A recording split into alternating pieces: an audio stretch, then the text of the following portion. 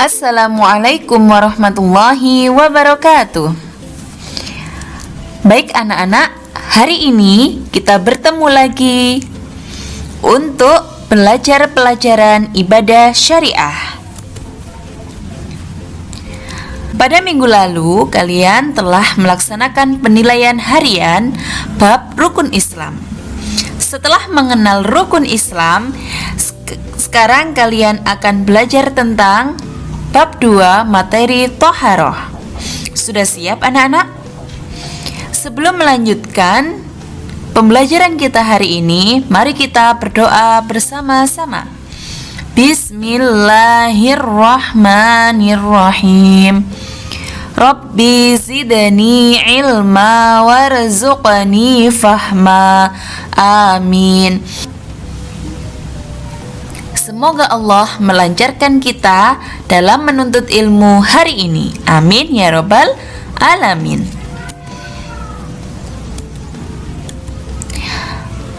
Pengertian Thaharah. Apa sih Thaharah itu? Thaharah bisa disebut dengan bersuci. Jadi Thaharah artinya adalah bersuci. Apa itu bersuci? Bersuci adalah membersihkan diri dari hadas dan najis. Bu Guru ulangi lagi ya. Thaharah artinya adalah bersuci. Bersuci artinya adalah membersihkan diri dari hadas dan najis. Selanjutnya, macam-macam Thaharah. Macam-macam Thaharah atau bersuci yaitu berwudu, kemudian istinja, kemudian mandi. Selanjutnya, alat-alat yang digunakan untuk bersuci atau Thaharah. Alat-alat Thaharah dari jenis air. Jadi, alat-alat Thaharah atau alat-alat bersuci ada dua macam, dari jenis air dan dari jenis bukan air.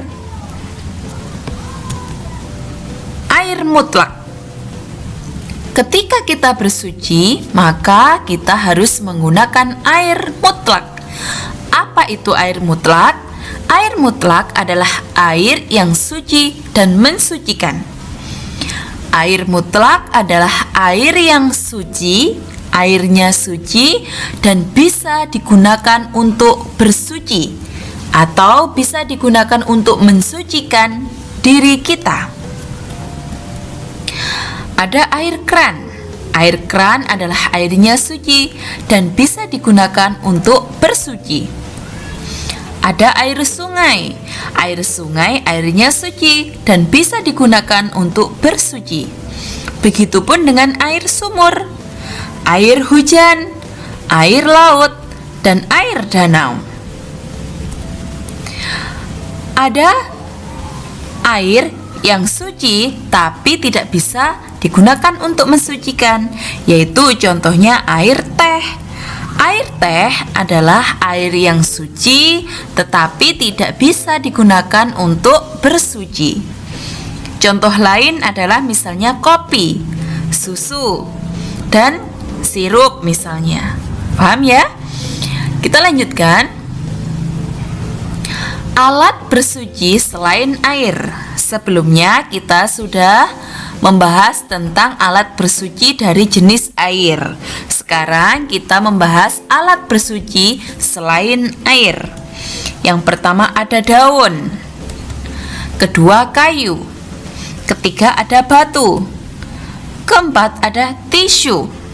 Jadi anak-anak, jika kita berhadas dan bernajis, kalau kita hendak bersuci kemudian tidak menemukan air, ya, kita sudah mencari kemanapun tetapi tidak menemukan air sama sekali, maka kita bisa bersuci dengan 4 ini.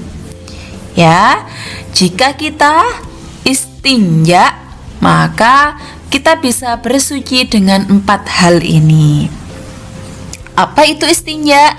Istinja adalah membersihkan kubul dan dubur dari najis. Ya, Bu Guru ulangi lagi. Jika kita hendak bersuci setelah istinja, ya, buang air misalnya, hendak bersuci kemudian tidak menemukan air sama sekali, maka kita diperbolehkan untuk bersuci menggunakan daun, menggunakan kayu, menggunakan batu atau tisu. Ya. Namun ketika kita hendak sholat, mau berwudu dan tidak menemukan air, ya, jika hendak berwudu kemudian tidak menemukan air, maka kita bisa mengganti air dengan debu. Ya, ini namanya tayamum. Tayamum adalah berwudu tetapi tidak menggunakan air. Airnya kita ganti dengan debu. Nanti pelajaran tayamum, cara bertayamum kalian akan mendapatkan pelajarannya pada kelas 2. Mari kita lanjutkan. Nah, ini adalah doa ketika masuk kamar mandi. Ya, doa masuk kamar mandi. Ketika hendak masuk kamar mandi, maka kita harus menggunakan kaki kiri terlebih dahulu. Ya, menggunakan kaki kiri terlebih dahulu dan mengucapkan doa Allahumma inni a'udzubika minal khubuthi wal khaba'ith. Mari diikuti Bu Guru.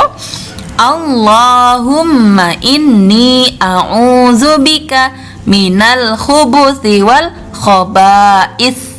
Yang artinya, ya Allah, aku berlindung padamu dari syaitan laki-laki dan perempuan. Ini adalah ketika keluar kamar mandi. Apa doanya? Ghufronaka. Artinya, aku memohon ampunanmu ya Allah. Baik anak-anak, jangan lupa dihafalkan doa ketika masuk kamar mandi dan doa ketika keluar kamar mandi. Dan jangan lupa dipraktekkan setiap kali hendak masuk dan keluar kamar mandi. Jangan lupa dipraktekkan ya anak-anak, doanya dipakai. Selain untuk kebutuhan doa kita sehari-hari, insya Allah doa masuk dan keluar kamar mandi akan keluar pada saat ulangan harian. Selanjutnya, kerjakan di buku tulis tugas di bawah ini ya. Semoga sukses. Jangan lupa tetap belajar, tetap sholat 5 waktu dan membantu orang tua di rumah. Bu Guru akhiri ya, sampai jumpa, sampai ketemu lagi pada pembelajaran selanjutnya. Wassalamualaikum warahmatullahi wabarakatuh.